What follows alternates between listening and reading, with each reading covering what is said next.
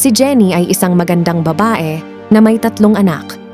Matagal na siyang single at naging mag-isa sa pag-aalaga sa kanyang mga anak.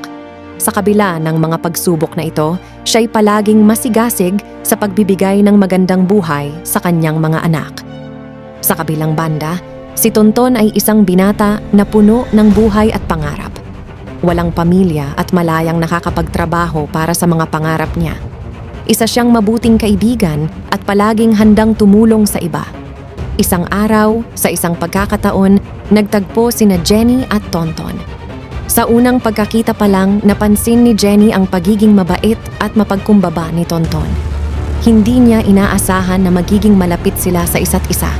Naging magkaibigan sila at sa paglipas ng mga buwan, unti-unti silang nagkakilala ng mas mabuti. Si Tonton ay naging kapartner ni Jenny sa pag-aalaga ng kanyang mga anak at sa bawat araw na lumilipas, mas lalong lumalalim ang kanilang pagkakaibigan. Hindi nagtagal at naging malinaw sa kanilang dalawa na hindi lang kaibigan ang nararamdaman nila sa isa't isa. Naging mas malapit sila at naging bukas sa isa't isa tungkol sa kanilang mga damdamin. Naging masaya ang kanilang pagsasama at sa kabila ng mga pagsubok na kanilang hinarap, tuloy pa rin ang pag-usbong ng kanilang pagmamahalan. Naging inspirasyon sila sa isa't isa at ang pagkakaroon ng mga anak ay hindi naging hadlang sa kanilang pag-iibigan.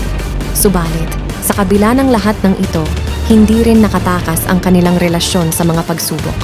Isang araw, natuklasan ni Jenny na may ibang babae na nakikipag-ugnayan kay Tonton. Nalaman niya na niloloko siya nito. Nag-ugat ang pangalan ni Tonton at ang tiwala na itinaguyod ni Jenny sa kanya ay nasira. Nahirapan si Jenny sa pagtanggap ng katotohanan at ang kanyang puso ay nasaktan. Tonton ay nagpakumbaba at humingi ng tawad, ngunit ang pinsala ay hindi agad na naghihilom.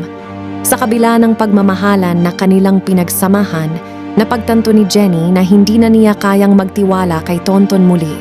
Nagtapos ang kanilang kwento sa isang malungkot na paalam.